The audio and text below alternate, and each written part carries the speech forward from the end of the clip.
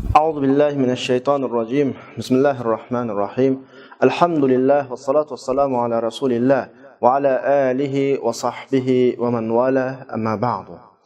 Hürmetli savatdaşlar, biz bugün Durusul Balaga namlıq kitabını başlaş aldı turupdimiz. Kitabımızın avtori 4 kişi. Yani Şeyh Hanefi Nasif, Şeyh Muhammed Deyyab, Şeyh Muhammed Sultan Muhammed, Şeyh Mustafa Temur. Emni kitabımız Arab tilga ait balagat maddesi hakkında yazılgan kitap. Arab tilga ait balagat maddesi hakkında yazılgan kitap.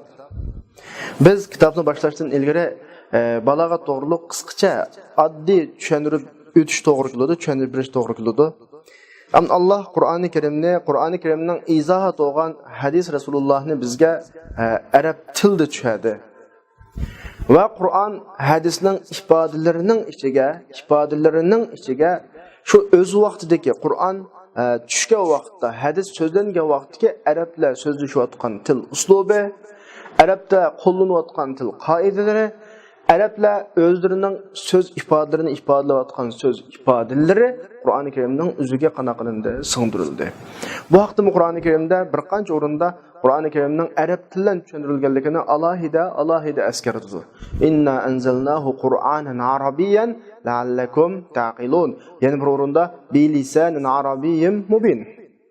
Şunlaşqa bu hamda Qur'oni Karimni tushunishda, masalan, til nuqtasiga munosabatlik taraflarini tushunishda, hadisning til nuqtasiga munosabatlik taraflarini tushunishda o'z vaqtidagi mayli sahobalar bo'lsin, musulmonlar tarafdan yoki sahobalardan g'ayri musulmon emas bo'lgan mushriklar bo'lsin, til nuqtasiga munosabatlik taraflarda tushunishdan qiynalmaydi. Şunlaşqa Qur'oni Karim musulmonlarning ichidagi Qur'oni Karim haqida mulohiza yurgizgan, Qur'oni Karimni tunji anglaganlarga alohida ta'sir ko'rsatgan, musulmon emaslarning ichidagi Qur'oni Karimning balog'at fasohatini tushunadigan ba'zi kishilarga ta'sir ko'rsatgan. Masalan, buning tipik misolidan birisi Umar radhiyallohu anhu musulmonlarning misoli Qur'on ta'sir ko'rsatgan. Umar radhiyallohu anhuning tarixidan hammalarga ma'lum, Umar radhiyallohu anhuning dinga dushmanligining shunchalik ig'irligidan boshqalar deb ketganki, Ömer'nin işki Müslüman bolsa buludu ki Ömer Müslüman bolmaydı deb mandaq deb ketgan ahvollarmi bor. Şu Ömer radhiyallohu anhu bir qatimliq singlisining o'yisiga, singlisining iymon etganlik masalasi bilan singlisini so'roq savol tortish uchun borgan asli. Şu vaqtida singlisi o'qigan qashidagi bir parcha, bir varaq Qur'on balkim endi. Tasavvur qilsak, o vaqtda islomning dastlabki davri bo'lg'achqa Qur'onning 30 parami yo'q.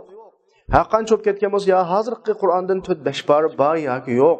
Onun üstüge sığınısının qishida Ömer radhiyallohu anlagan yoki o'qigan Qur'on ya bir sahifada to'g'ri keladi yoki kelmaydi. Shu Qur'onning ifodalash shakllari, tilning go'zalligi Ömer radhiyallohu anhu ta'sir qilib, musulmon bo'lishiga sabab bo'lgan omilning birisi. Ma'u musulmonning misoli olib qolsa, Valid ibn Mughira bu arablarning ichidagi adabiyot jihatda ko'zga ko'ringan shoirlarning birisi. Arablar buni Payg'ambar alayhisalom haqida bir gap qilib berishga talab qilgan. Chunki u arablar gapini anglaydigan, arablarning ichidagi bunda adib deb qaraladigan odam bo'lg'achqa, mushu bir og'iz gap qilsa, boshqalar shunga qarab ancha-muncha agish ehtimoli bor.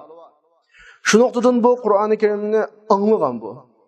Anglagandan keyin buni inkor qilay desa, taqiqlanmagan. Chunki buning ta'sir qilgan yeri bor. İtiraf qilay desa, keyinda buni kutib turayotgan, mushu bir gap basulti davatgan, ya'ni Qur'oni Karimning inkor qilishni kutayotgan nurg'un odam bor. Va buni kutib turayotgan mol dunyomi bor shu vaqtida? Sana biz pul to'plab bersak birayli degan bir shartlar bor-ku. Eng oxirida bu ortiq gap qilinmay, Qur'oni Karim to'g'riliq bir bahona bergan. U o'simi in hada illa sihrun yu'sar. Mushu gaplar Qur'oni Karimning buning ko'rsatgan ta'sirini bilib oldi. Endi mayli Umar radhiyallohu anhu ko'rsatgan ta'sir olsun. Mayli mushu Valid ibn Mughira ko'rsatgan ta'sir olsun, Qur'oni Karimning boshqa alohida ta'siri emas, ahkam nuqtalari emas. Chunki vaqtda ahkam tushirilmagan.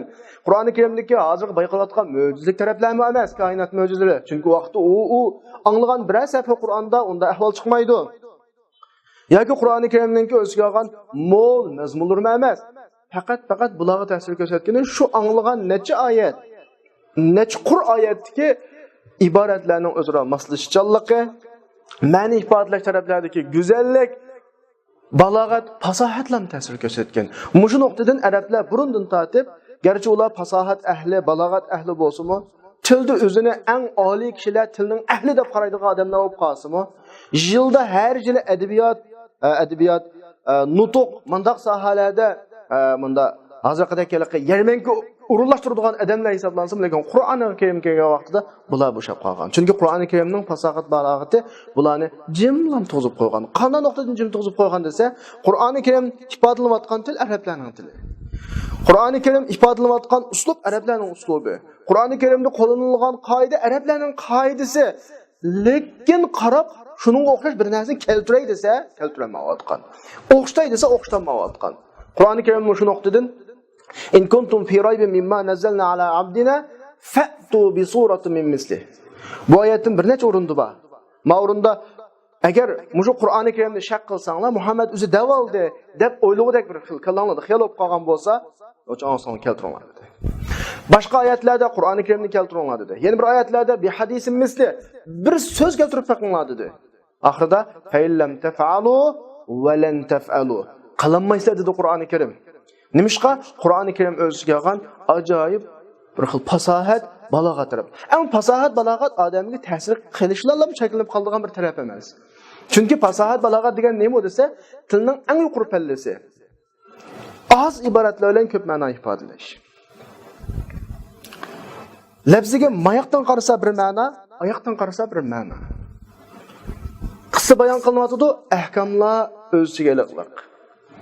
Qissa bayon qilinadi, aqidaning bayoni bor. Tarbiya xarakterlik oyatda ko'rinadi, yana bir tarafdan qarasak, cho'nqur qarasak, ahkom chiqayotgan. Ahkom chiqayotgandek oyat, yana bir tarafdan qarasak, tarbiyaviy qimmat chiqayotgan. Bir ishlarni maqol tamsillar bilan, ya'ni tamsillar bilan masal deb qo'yamiz, masallar bilan Alloh bizga ifodalayotdi. Ichidan bir hukm chiqayotgan. Mushunday ifodalarning hammasi tilning inchki nozik nuqtalari orqali ifodalanadi. Endi Payg'ambar alayhisolamning zamonasida dal bu nuqtalar shu zamondagi kishilarning hammasiga oydin masala. Chunki ular til egalari, til sohiblari. Qur'on ashular so'zlashayotgan uslubini qo'llangan. Shu zamondagi tilning egalari bo'lg'achqa, bular alohida balog'at, nahvi, sarf deb ayrim bir fanni tuzib o'qimasimi, umumiy jihatdan Qur'onni o'zining shu vaqtdagi til xarakteri bilan, til tabiati bilan tushunadigan bir holatda. Ammo shunda bo'lsa, yana sahobalarning ichidan bir bilib maxsus tilga alohida ko'ngil bo'lgan sahobalar ham bo'lgan. Ibn Abbos o'xshash. Ammo davr sahobalardan keyingi davrga keldi. Islomning doirasi kengaydi. İslamga g'arbdan nurg'un musulmonlar, sharq tarafdan nurg'un musulmonlar islomga kirdi. Odatda musulmon bo'lgan odamning tunji vazifasi o'zining dini bo'lgan islomningki muqaddas kitobi Qur'oni Karimni o'rganish va tushunish ko'rinish. Buning uchun arab tili o'rganish qizg'inligi ko'tarildi. Buningdan boshqa arablar bilan ajamlarning aralashish munosabati bilan Arab tillarida ba'zi bir buzilish omillari ko'rildi. Hatto ba'zilar Qur'onlarni muatta xato o'qiydigan holat shakllanib qoldi.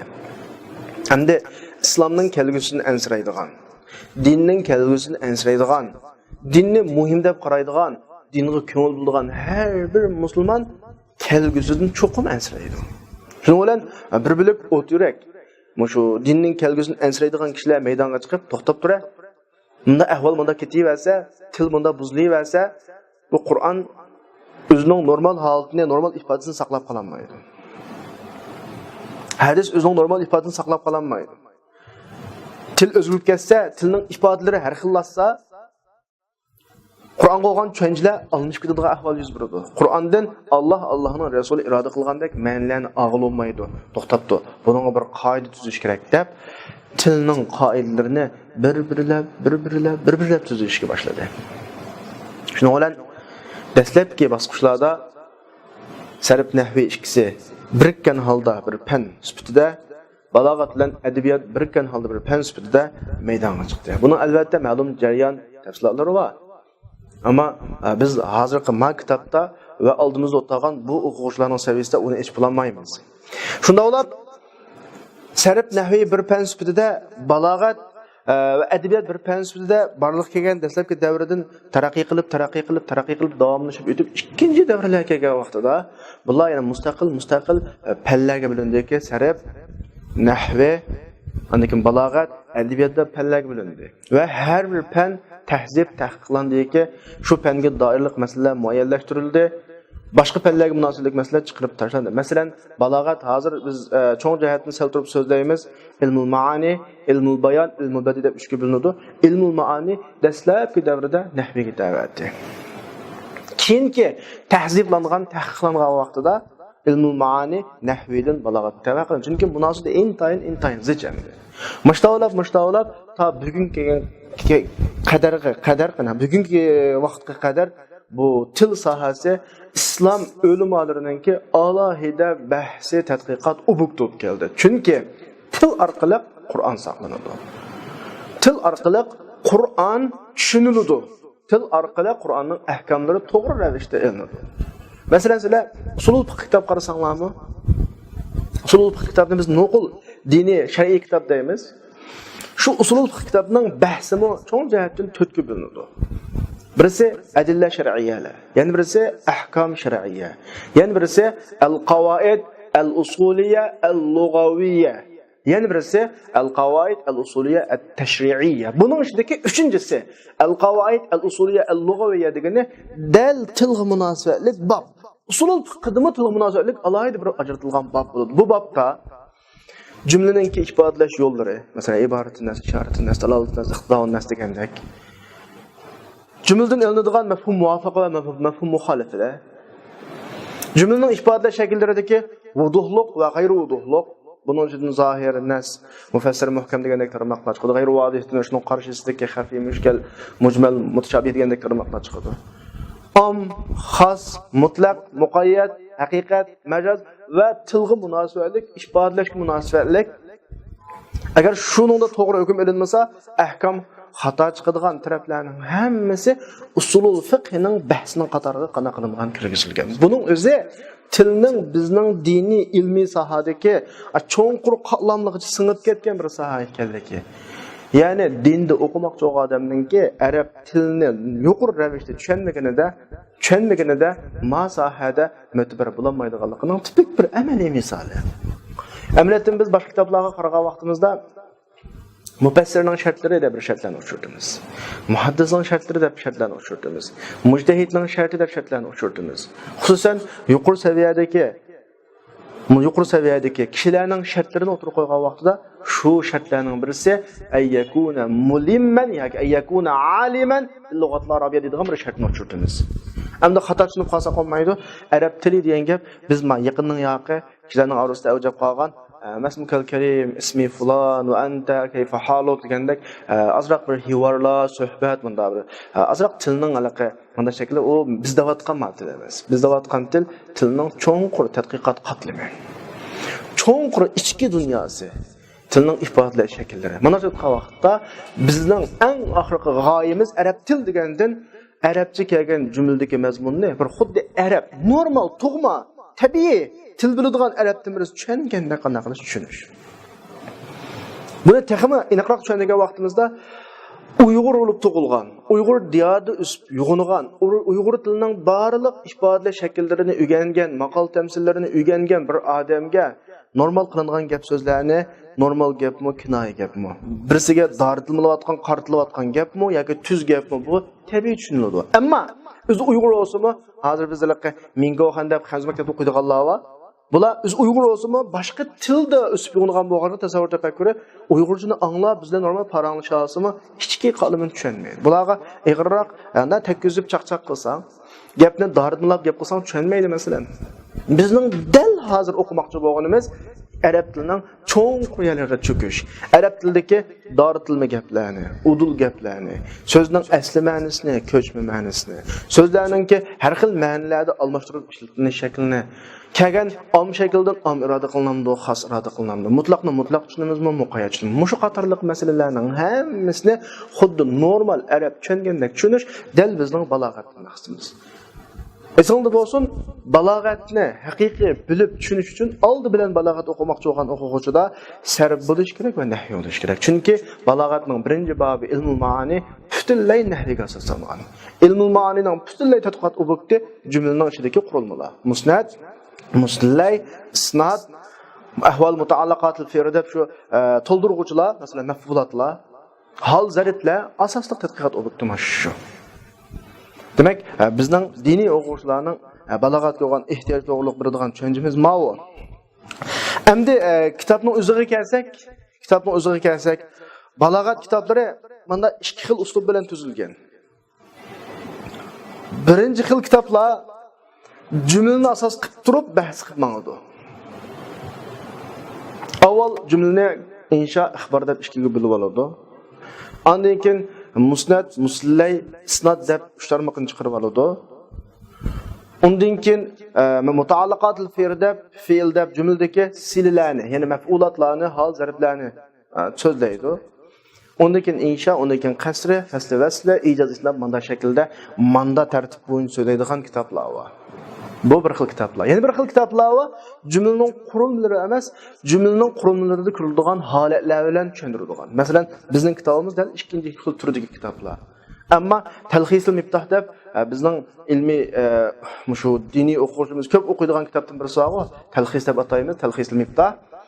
Quzvanininki maktab, men bayat degan birinchi uslub bilan yozilgan kitob. Hozir biz o'qimoqchi bo'lgan ikkinchi uslub bilan, ya'ni musnad, muslay, mana emas.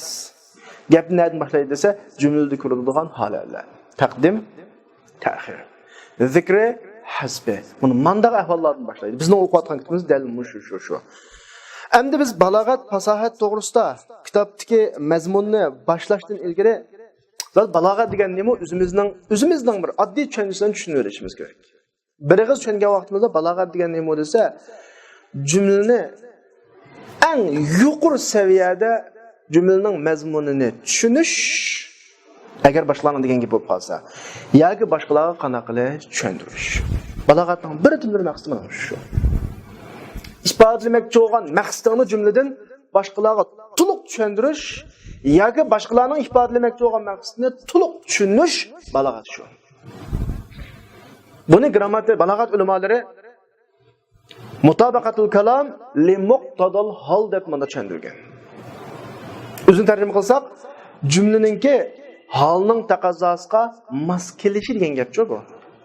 Buning degan gap desa, isbotlamoqchi bo'lgan umumiy ahvolga mos shaklda jumla tuzilish degan gap. Mana shu vaqtda isbotlamoqchi bo'lgan gapni to'liq isbotlash.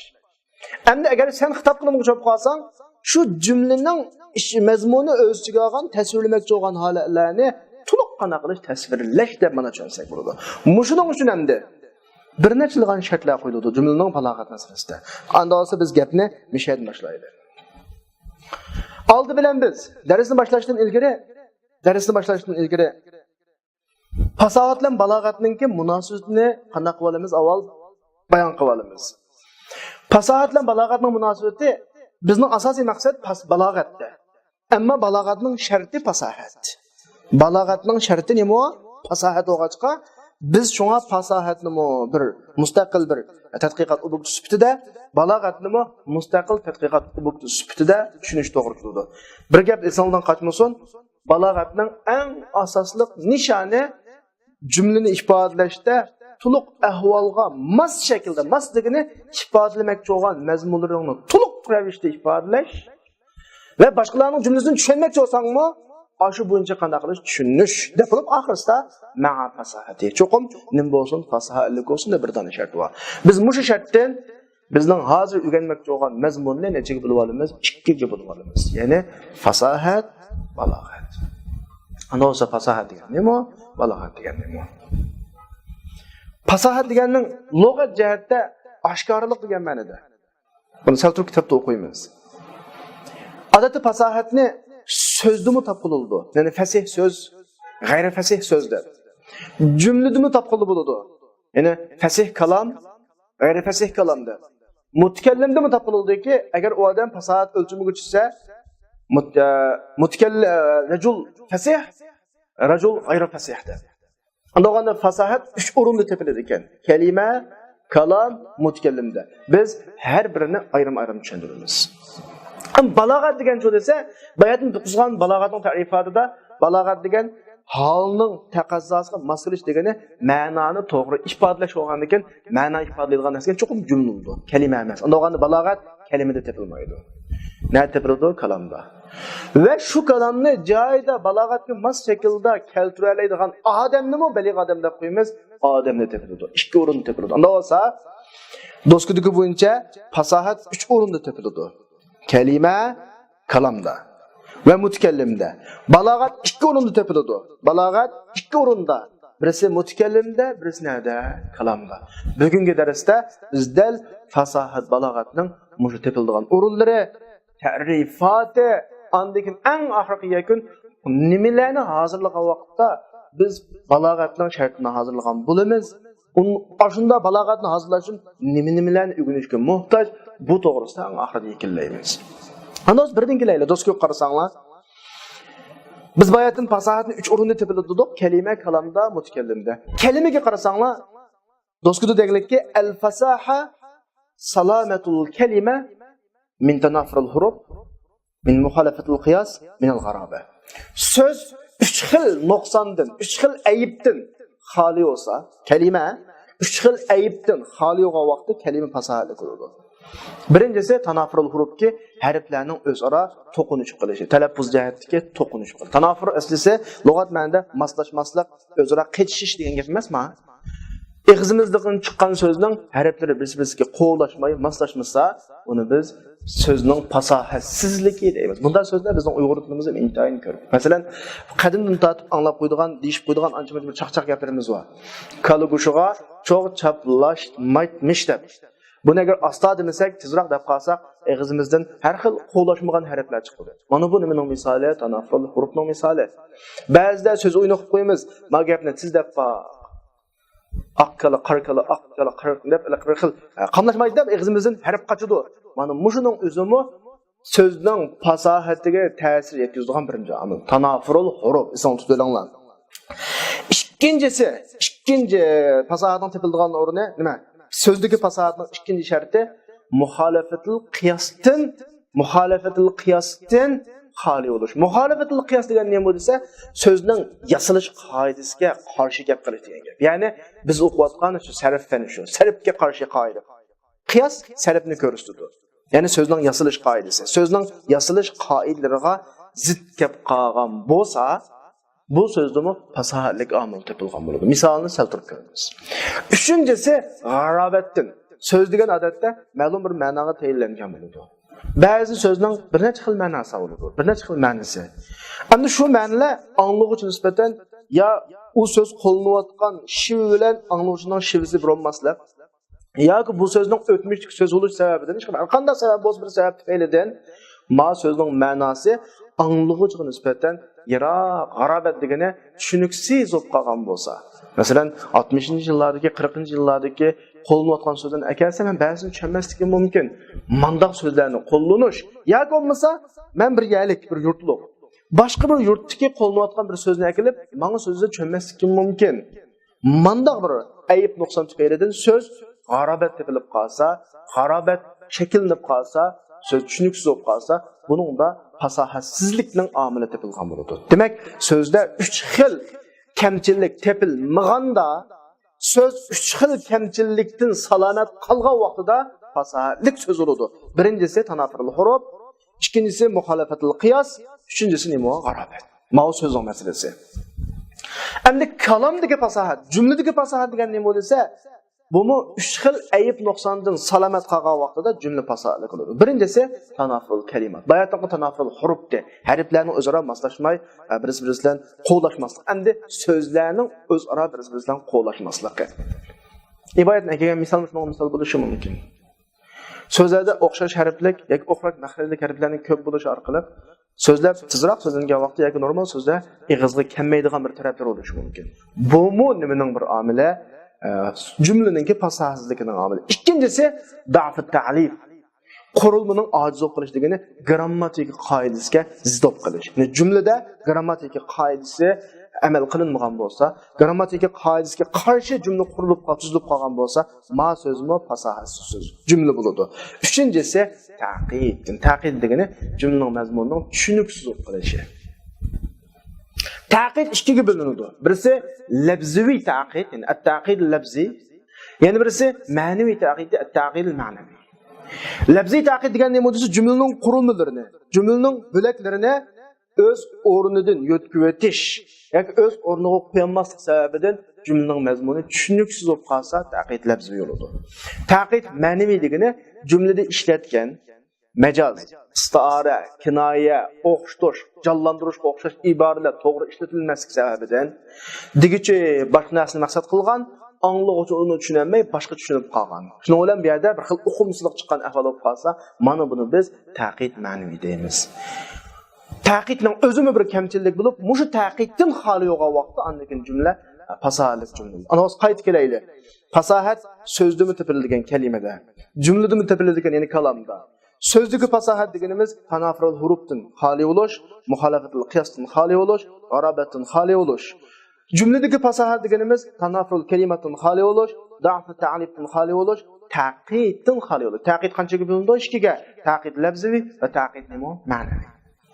Xo'sh, endi mutakallimdagi fasohat esa, mutakallimdagi fasohat yuqoridagi qoidalarga amal qilib, fasih jumlalarni tuzalaydigan odam fasih mutakallim bo'ladi. Buni bizning kitobda nima deganlik desanglar, al-fasahatu fil mutakallim malakatun. Bir iqtidor bo'lib, yaqtadiru biha ala ta'bir. U mutakallim shu iqtidorga tayinib, o'zining maqsadini deydi, maqsadini bi kalamin fasih. Fasih bir iborat bilan ifodalasa fi ayyi g'aradin kan, qaysi maqsadda bo'lsin, mana bunimiz mutakallimdagi iqtidor. Masalan, bir mutakallim bor, iqtidor bor, ig'izdan bir ikki xato jumla chiqib ketib qoldi, fasih bo'laveradi, chunki uning iqtidor asos. Bir mutakallim bor, balog'at haqida iqtidori yo'q, fasohat bilmaydi, lekin ig'izdan fasohatli so'z bir ikki qitim chiqib ketib qoldi. Bu ikki qitimlik fasohatli jumla bilan bu odam fasih bo'lib ketmaydi.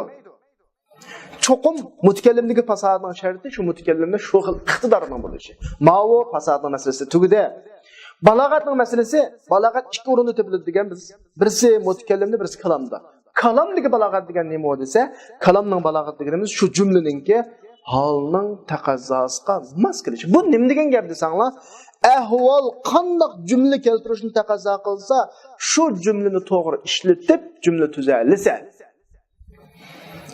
Ahvol istimrorken cümle fiili işletip cümle tuzalasa. Ahvol subutken cümle ismi işletip cümle tuzalasa. Ahvol cezmiyetken iza bilan şartni tuzalasa. Ahvol shekken inidan keltirilsa. Ahvol mahalken lav bilan keltirilsa. Ahvol xoslikni taqozo qiladigan qasr iboralarini keltirilsa. Ahvol ijozni talab qiladigan ijoz iboralarini keltirilsa. Ahvol itnobni taqozo qiladigan itnob iboratlarini tuzalsa.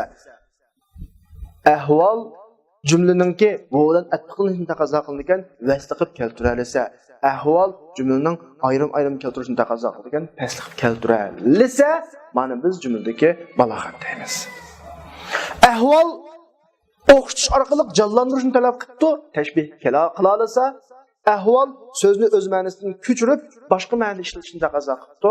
Bu yerda majoz istiorani ishlatalsa, mana buni biz balog'at deymiz. Buning yuqoridagi holning taqozosiga mos kelgandan boshqa kalam va kalamning ichidagi kalimalari fasohatli bo'lishi kerakki, ma'a fasahatihi. Undaganda bir kalamning balog'ati uchun yuqoridagi kalimaning fasohatli bo'lishi, kalamning fasohatli bo'lishi hammasi shart hisoblandi. Xo'sh, endi mutakallimdagi balog'at degan nima bo'lsa, dal o'zining maqsadini qaysi g'arazda bo'lsin, balog'atli jumla bilan ifodalashga qodir bo'lgan bir xil iqtidor mutakallimning balog'ati. Endi bo'lsa o'zimizning gapga kelaylik. Biz muhim nuqta jumlaning balog'ati. Jumlaning balog'ati ikki shart bor ekan. Birisi cümleni mas şekilde, ahvolga mas şekilde o'zining maqsadini ifodalash balog'atgan. İkinci şartı cümlenin ne buluş fasohatli bo'lishi. Cümlenin fasohatli bo'lishi deganimiz yuqoridagi kalimadagi fasohat, kalamdagi fasohat, mushlarning hammasi mush shartning tahtigini qana kirgizib qoladi. Unda olganda biz balog'at o'rganish uchun necha narsani hal qilishimiz kerak ekan. Birinchidan tanafurul hurufni hal qilishimiz kerak ekan. İkinciden muhalafatul qiyas meselesini hal qilishimiz kerak ekan. Üçüncüsü g'arobatni hal qilishimiz kerak ekan. To'rtinchisi tanafrul kalimatdan. Beshinchisi dafı ta'lifdan. Oltinchisi taqiddan. Yettinchisi halning taqozosiga mos kelish qatorliq 7 xil ahvolni hal qilsak, balog'atga erishar ekanmiz. Qarab boqaylik, qanday hal qilamiz? Tanafrul huruf bilan tanafrul kalimat bu grammatika, boshqa kitob, boshqa fan orqali hal qilingan narsa. Odamning zavqi munosabatli ahvol. Moslashdimi, moslashmadimi? Harflar o'zaro bir-biridan qo'lishyapti yoki moslashmay bir-biridan qechyapti? Zavq munosabatli. Unda sen Alloh tarafidan sana sog'lom zavq berilgan bo'lsa, ma'nosli hal oldi, tamam. Muhalafatul qiyas deganni biz bayatdan sarf qoidasiga qarshi kelishimiz emasmi? Buni qanday hal qildik emas? Sarf orqali hal qilamiz. Alhamdulillah, hammalar sarf o'qug'liq, sizlarmi o'qug'liq, uni hal qilib bo'ldik degan gap. Buningda bizning hojatimiz yo'q. G'arobat adabiyot kitoblar orqali hal qilinadi. Chunki so'zningki asli ma'nosi qaysi, hozirgi ma'nosi qaysi? Buning ma'nosi normal iste'mol qilinayotgan ma'nomi yoki yot ma'nomi adabiyot orqali hal qilinadi. Buni mu hal qildik. Ya'ni biz o'qigan, adabiyot o'qigan va bundagi o'qiymiz. Demak, bu masala bo'lmay qoldi. Undan da'fi ta'lif so'zning grammatik qoidasiga qarshi kelish degan emasmi? Buni mu biz nahviy o'qug'liq bizcho. Va bundagi mu o'qiymiz, ayrim bir fan orqali hal qilib bo'ldik. Endi keldik, taqid keldik. Taqidninki ikkiga bo'ldik, taqid labziy, taqid ma'naviy. Taqid labziy degan so'zningki jumladagi bilaklarninki o'z o'rnidan oldi keyiniga olinishib ketish orqali chiqqan tushuniksiz qog'ozga buni grammatik orqali hal qilinadi. Chunki jumlaninki bilaklarining o'rni nada? Sifatning o'rni nada? Mavsufning o'rni nada? Halning o'rni nada? Zulhalning o'rni nada? Hammasi nahviy orqali hal qilinadi. Bu men nahviy orqali hal qilinadi. Endi taqid ma'naviy bayan qanday tushundigan taqid ma'naviyni? Ya'ni taqid ma'naviy deganimiz so'zlug'ichi o'zining jumlasida ishlatgan o'xshatish, jonlantirish qatorliq uslublarni to'g'ri ishlamaganlik tufaylidan anglovchiga qarata to'g'ri tushunishni bilmagan ahvolni taqid degan. Bu ahvolni biror fandan o'qimadik va ayrim mustaqil fan yo'q hozircha. Undaganda hal qilish tegishlik taqid ma'naviy qildi. Sizlar tizimlik yozib qo'yinglar. Biz hal qiladigan bir narsa taqid ma'naviy. Tamam. Ondan keyin kalamdagi balog'atga kelgan vaqtimizda jumlaning holining taqozosiga mos kelishi degan bir gap chiqib qoldi. Bayatni tushundirgan vaqtimizda ahvol qanday jumla shaklini keltirishni taqozo qilgan bo'lsa, shunday jumla shaklini keltirishni dedik. Unda o'zi ahvol qanday jumla keltirishni taqozo qiladi? Buni bayon qiladigan bir fan bormi? Yo'q. Hozir qadar yo'qdir. Unda bo'lsa bizning balog'atga erishish uchun hal qiladigan ikki narsa qoldi. Hal qiladigan ikki narsa. Birisi taqid ma'naviy. Yana birisi kalamning holining taqozosiga mos kelish ahvolini tadqiq qilgan. Dal biz o'qimoqchi bo'lgan balog'atda mush ikki masalani hal qiladi. Taqid ma'naviyni hal qiladigani ilmul bayon. Ya'ni kitobning ikkinchi qismi. Ilmul bayonda tashbihni so'zlaydi.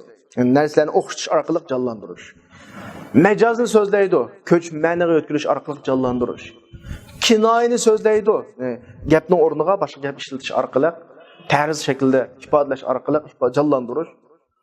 Uch narsani so'zlaydi: tashbih, majaz, kinoya. Qolganni o'z joyiga borganda o'qiymiz. Ya'ni taqid ma'naviy mush orqali hal bo'ladi. Andan kalamning holining taqozosiga mos kelish kamaslik, kalamni shunga mos shaklda tuzish masalasi ilmul ma'ani orqali hal qilinadi. Anda oldu kallanıldı ini qop kesson kitabımızdan asasi mazmuni ikki. Ilmul maani ve ilmul bayan. Ilmul maani orqali jumlaning holining taqozosiga mos shaklda tuzilish ahvoli tadqiq qilinadi.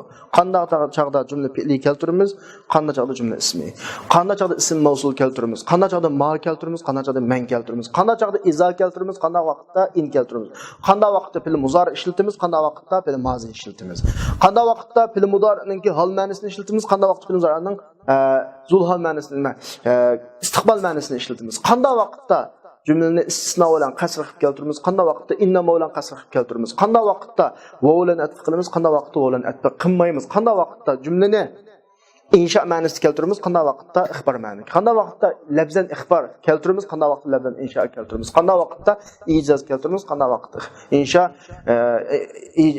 itnab yoki nima keltiramiz? Ya ijaz, ya itnab, ya musavvat shaklda keltiramiz. Qatorliq mush masalalarning hammasi ilmul maani deb bahs qilindi. Ilmul maanini haqiqiy tushunib chiqqan vaqtimizda biz jumlani normal tuzishni mas shaklda va shu tuzilgan jumlalarni normal shaklda tushunishni qana qilamiz egallay olamiz. Endi ikkinchi fan ilmul bayon, bayat degandek tashbih, majaz, kinoya qatorliq masalalar haqida bahs qiladi. Shu orqali biz ahvolning qanday ekanligini bila olamiz. Masalan, do'stga qarasanglar, kitobimiz cho'ng jihatdan ikkiga bo'linadi. Ilmul maani va ilmul bayon. Ilmul maani necha mazmun haqida bahs qiladi? Xabar insho. Jumla xabar degan nima? Jumla insho degan nima? Ya'ni xabariya jumla, inshoiya. Zikr qanday chaqda jumlaning bilaklari tilga ilinib so'zlanadi, qanday chaqda tashlanadi. Qanday chaqda muqaddam keltirildi, qanday vaqtda muaxxar keltirildi. Qanday vaqtda ta'rif keltirildi, qanday vaqtda tankir keltirildi. Qanday vaqtda mutlaq keltirildi, qanday vaqtda muqayyad. Qanday vaqtda qasr keltirildi, qasrning qaysi shakli qaysi vaqtda ishlatiladi. Qanday vaqtda va orqali vasl keltirildi, qanday vaqtda fasl keltirildi. Qanday vaqtda ijoz, qanday vaqtda itnob, qanday vaqtda musavvat. Qanday vaqtda jumla normal taqozodan chiqib normal taqozoning g'ayrida g'ayrima'ni ifoda. Ba'zi nurg'un jumlalar bor. Inshaalloh kitobning mazmunida ko'ramiz. Asli ma'nosini chanab chiqib boshqa ma'no ifodalangan. Qanday vaqtda ma'no ifodalanadi? Bularning hammasi ilmul ma'anininki asos so'zlanadigan mazmunlar. Ikkinchi mazmun ilmul bayonda 3 mazmun so'zlanadi. Ilmul bayonda 3 mazmun so'zlanadi. Birisi ilmul bayonda 3 mazmunning birisi tashbih, yana birisi majaz, yana birisi kinoya 3 mazmun so'zlanadi. Undan keyin ikki mazmun asosiy ikki mazmun tugab ketgandan keyin jumlani go'zallashtiradigan bir xil omillar bor. Bu omillarning birisi muhassanat al-labziyya deb ataladi, yana birisi muhassanat al-ma'naviyya deb ataladi. Faqat jumlaning go'zalligiga munosabatlik, ba'zi ma'niy jihatdagi go'zallik, ba'zi lafziy jihatdagi go'zalliklar shu nuqtalarga nazarimizni tashlab bersak, bizning shu kitobdan o'qimoqchi bo'lgan balog'at haqidagi asos egalmoqchi bo'lgan narsamiz tugaydi. Endi bizning bugungi asos o'qimoqchi bo'lgan darsimiz kitobning 5idan. Ya'ni fasohat va nima balog'at. Fasohat va balog'at. Fasohat degan nima? Nimalarda tepiladi? Balog'at degan nima? Nimalarda tepiladi? Mushun so'zlaymiz. Unda o'z kitob qarang.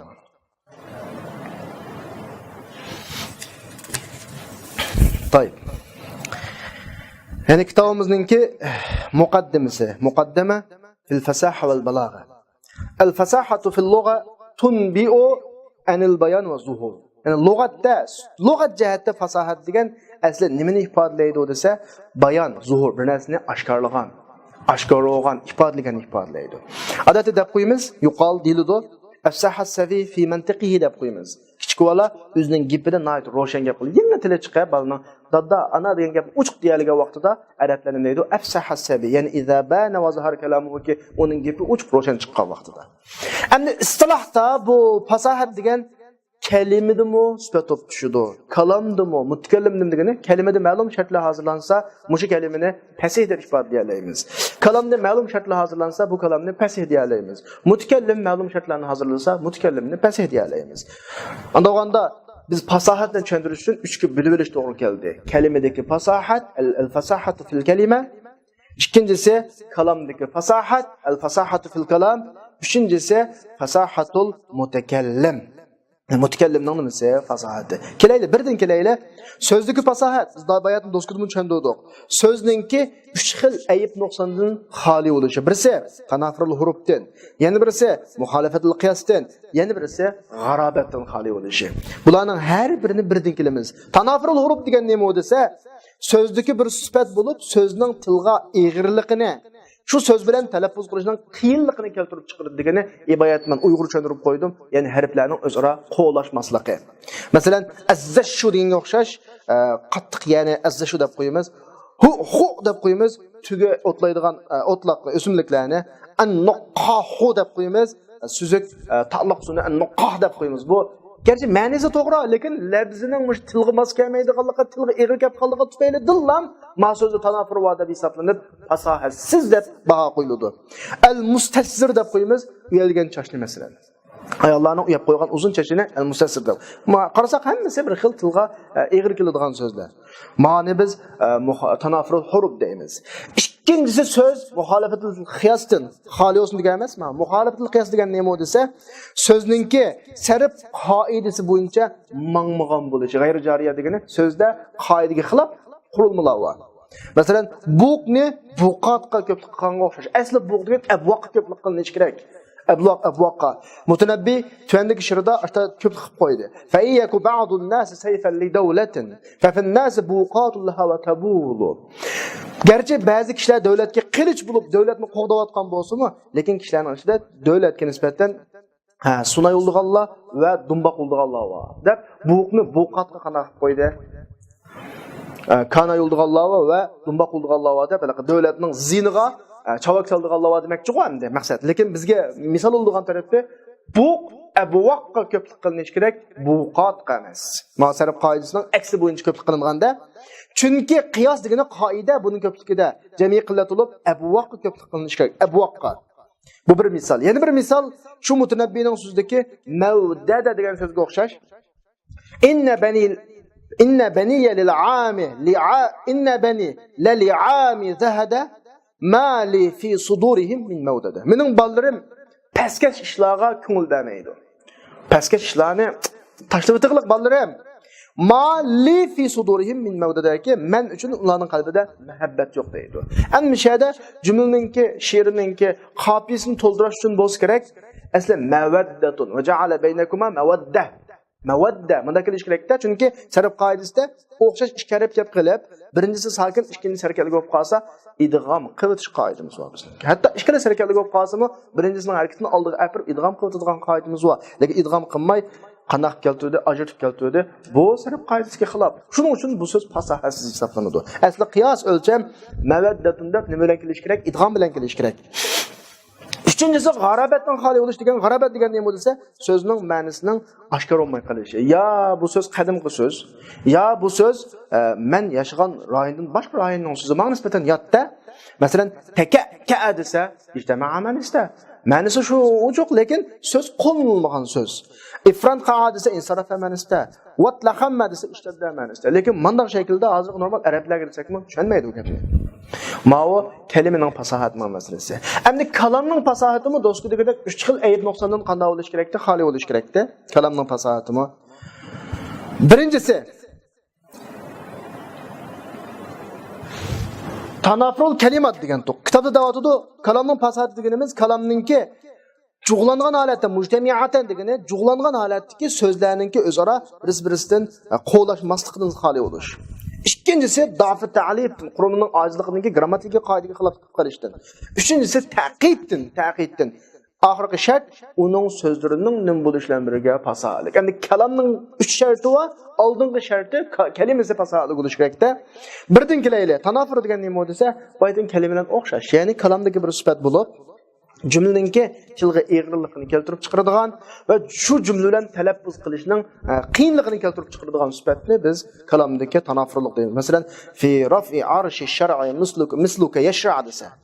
Mush she'rning o'zida ayn, ra, shin mush 3 harfdan tarkib topgan necha so'z va 3 so'z va arshi, shar'i, yashra.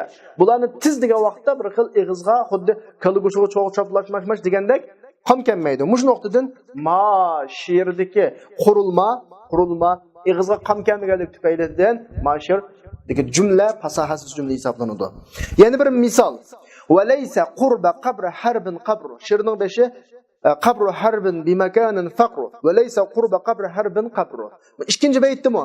Masalan, harbning qabrisining atrofida hech qanday qabr yo'q degancha tarjimasi. Harbu qabru harbin bi makanin faqru.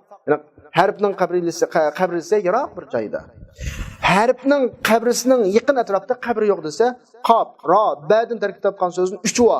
Andan qopqa maxraj yaqin bo'lgan hanimi qo'shib etsak 4 va. Qurba, qabri, harbin, qabru. Bular tiz degan vaqtda qo'llatmaslik yuz beradi. Shuning tufaylidan ma jumlani biz fasohatsiz jumla deymiz. Yana bir misol. Karimun mata amdahu wal wara ma'i idza ma lumtuhu wahdi. U shunchalik islo odamki, uni qachon maqtasam, kishilar men bilan birga maqtayman. Ama onu söksem mazayit cuma onu yalğız sökmem. Şurunda emdahu da lumtuhu da ikki so'zning tekrar tepishdan bir xil tilga eg'irlik kelib chiqadi deb qarab ma jumlani fasahasiz jumla deb mundaq baholagan demakchi. Mavo kalamdagi fasahasizlikning birinchi shart. Ikkinchisi da'fu ta'lif. Kalamda qurilmaning ojizligi shakllanib qolish. Ya'ni kalam jumla mashhur nahviy qoidasi bo'yicha mangmagan bo'lib qolsa. Mashhur degani bil ittifoq mahkamdagi muxtalifin bo'lib qolsa ular bas. Masalan, labzan, rutbatan, izmar qabla zikrida bir qoida va zimirni, shu zimir qoidadigan manbani so'zlashni ilgari keltirish grammatikada xato. Labzan, rutbatan. Masalan, tuandagi she'rda jaza banuhu abal ghaylan an kibarin va husnu fi'lin kama yujza sinmar dedi. Onun balları Əbəl Qaylanga onun mutkabbirligining jazosini berdi va yaxshi ishining jazosini mukofotini berdi. Xuddi sinmar mukofotlanganidek deb vaqtiga bir voqelik va sinmardi. Ammo bu yerdagi bizga muhim bo'lgan misol bo'ladigan taraf Banuhudagi uzumir Əbəl Qaylanga qaytidi. Banuning o'rni grammatikning o'rni fa'il. Fa'il degan labzan, rutbatan degani ma'nan, labzan ma'nan cümlenin peşinde kilodu. Yani toldurğucunun peşinde kilodu. Anlığanda Banuhuduk uzumir labzan ma'nan keyinigi qaytidi. Bunun özü grammatikaga qarshi müştefelidin ma cümle fasahsiz bo'lib ketgandaydi. Endi üçüncü sebep cümlenin fasahsiz bo'lib qolishining üçüncü sebebi ta'qid. Biz bu oyatning ta'qidini ma'noning nima bo'lib qolishi, yepi qo'yib qolish degan emasmi? Ta'qid degan nima desa, kalamning shu maqsadlik ma'noga bo'lgan ifodasi maxfiy bo'lib qolish. Bu ikki xil bo'ladi. Birisi labziy bo'ladi, birisi ma'niy bo'ladi. Bu oyatni tushundirgandek. Endi maxfiylik ya labziy tarafdan keladi. Nima sababdan? Shu jumlaning ba'zi bir bo'laklariningki muqaddam bo'lish, muaxxar bo'lish yoki o'tirib fasl tushmaydigan o'ringa fasl tushib qolish. Ish qilib iboratlarning oldikini tufaylidan bo'ladi. Bu ta'qid labziy deymiz. Tuandagi she'rdagi mutanabbiyning so'zga o'xshash. Jafahat وهم لا يجفخون بها فيهم شيم على الحسب الأغر دلائل. أمد مش هذيك جفخت وهم لا يجفخون بها بهم شيم على الحسب الأغر دلائل ديجانه سلاجة لغة ترجمة بس زين شنو بقسم شنو مثلا جفخت تحرك كده وهم لا يجفخون بها ولا تحرك ما يدو ولا ولن شيم بلجة على الحسب الأغر نهاية نورلق نسب dalalat qilg'uchilar. Bu qo'mliq mudda bu gapimda. Asli jumlaning qurilmasi xato holatda. Butunlay igizpasda. Igizpaslikni o'ngishmasak, lug'atan hamma gapni bir-birlab tarjima qilayotgan taqdirda chiqmaydi u ma'no. Unda o'ngishib taqamdoq aslisi fa inna taqdirahu ashirna aslisi jafahat bihim shiyamun dalail ala al-hasb al-agharr va hum la yajfaquna biha. Ashoir o'zi maqtovat qadamni shunchalik maqtab, ular shunchalik martabalik odamlarga bular o'zining ishlari bilan faxrlanmaydi. Ularning ishlari Mavlam faxrlanib kelib, ular bilan ularning nurluq nasabga, hasab degan gap nasab degan gap hisobda. Nasabga dalolat qiladigan belgilar faxr qiladiki, Mavla belgilar faxr qilmaydi degani, bular yaxshi ishlar bilan faxr qilmaydi. Yaxshi ishlar mushulning qo'ldan 101 vag'anlik bilan faxr qilinadi demakchamdi. Ajoyib maqtayotmoqchi. Faqat qurilma jihatda igizpas bo'lib ketganlarga uchunlar bayatning ishini biz tarjima qilamidik. Tushunamidik. Buni ma'ni biz ta'qid labziy deymiz. Bayatimiz ta'qidni ikki xil bo'ladi degan emasmi? Birisi ta'qidlik labziy tarafdan kelsa ta'qid labziy bo'ladi. Ya o ta'qidlik ma'ni tarafdan bo'ladi. Imma min jihatil ma'na. Nimishqa desa maqsad tushunilmaydigan majaz kinoyani ishlatish sababidan. Majaz kinoyani ishlatgan odam to'g'ri ishlatmaganlik tufaylidan anglag'uchimi to'g'ri tushunolmay masalani tushunishda, maqsadni tushunishda egizpaslik yuz berganlik. Mana ma'ni biz ta'qid ma'naviy deymiz. Masalan, podshoh shaharda o'zining tillarini taqati dedi. Odatda sizlar bizlar normal shaharda jasus hozir ortiq gap qilmayli deganni ifodalamoqchi bo'lsak nima ishlatamiz? Ya ko'z ishlatamiz yo quloq ishlatamiz. Deb qo'ymizga bizning Uyg'ur tilidami? Palano ko'z quloq bo'lib qo'ying deb. Nima jasuslik qiling degan gap bu. Atrofda quloqli va pastroq gap qilinglar deb qo'yamiz. Hamiyada ko'zli ekan, hamiyada tumay ketib qollar deymiz. Casus deganning kinoyasi quloq yoki ko'z bo'ladi. Til emas. To'g'risi o'zining ko'zlarini taqatdi desa bo'ladi. Jasusni rad qilmoqchi bo'lsa.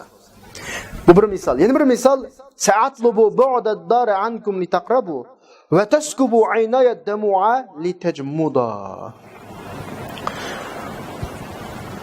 Shoir o'zining yaqin tuqqunininki qishidan kuchab ketmoqchi bo'lganligiga qarata, kuchab ketmoqchi bo'lganligiga qarata o'zining bir xil ishtiroq firoqini bayon qilib, ahvolni bunda bayon qilganlar. Sa'atlubu bu'da ad-dari ankum litaqrabu. Sizlardan uyning yiroq bo'lishini istayman. Nimishqa? Sizlarning kenchi ko'nglimizning yaqin bo'lishi uchun. Chunki yaqin odam degan tishlashib qoladi, yiroq bo'lsa kishnishi degan gap bor emasmi? Qancha yiroq bo'lsa, shuncha aslashib, voy uchurlashib turadigan gap. Va mening ko'zim hozir yosh to'kidi, keyin tonlash uchun deyotdi. Demak, cho'g'ini hozir biz arilsaqmi, arilib turli, keyin bir xushalroq yashaylik. Endi uy yaqin bo'lib qolib, adovatlashib qilib, ziddiyatlashib qilib, ko'nglimiz keyin kirib qolmasin demakchi. Lekin ishlatgan iborasi xatoki tajmud, jamid degan gapni xato ishlatib qoldi. Chunki arab tilida jamada degan so'z bexillik ishlatildi. Xuddi uyg'ur tilida to'murxo'roz degan gap bor emasmi? Palani bir to'murxo'roz deb qo'ysa, to'murxo'roz degan qattiq bexillikning ifodasi-ku. Har qanday so'z o'z ifodasiga ishlatilsa, joyida ishlatiladigan bo'ladi. Jamada degan bexillikning ifodasi, xushallikning emas. Lekin madam mavrunda kuzdan tonglab qolsin uchun hozir yosh to'kyotdi deb kim xushal bo'laman demakchi. Lekin gapni joyida ishlatilmay qoldiki, boshqa gap ishlatsa bo'ldi yoki ishlamasa bo'ldi. Jamadan ishlatmas, lekin tajmuda ishlatib qo'ydi. Jamada degan bil asli bexillikdan kinoya. Lekin bu odam bexillik demakchi emas hozir. Xushallikni ifodalamoqchi. Demak, maqsadni xato ifodalab qo'ydi. Shundoq Alloh xato tushundi. Shuning bilan bu yerda ma'no jihatda nimalar yuz berdi? Kelishmaslik, qo'llashmaslik, taqid yuz berdi. Ya'ni shoir o'zining xushalligini jumud bilan kinoya qilib qo'ydi. Holbuki jumud degan odatda yig'ilgan vaqtda bexillikdan kinoya qilingan narsa. Aslida bu bexillik gapi yo'q bu yerda. Xushallikni ifodalamoqchi. Hozircha ko'zim yosh to'kib tursin, sizlardan ayrilib, keyin bir ishkalarning munosabati bir xushal xuram o'tishimiz uchun demoqchi. Lekin gapni to'g'ri ishlamaslik tufaylidan gap xato tushunilib qoldi. Mana buni biz taqid ma'naviy deymiz. Başta olganda kalamning fasohalik bo'lishi uchun yuqori degandek 3 xil aytdan xoli bo'lish kerak. Birisi tanafurul kalimatdan, yana birisi da'fu ta'lifdan, yana birisi taqid. Lafziy va ma'naviydan. Tamam. Endi keldik.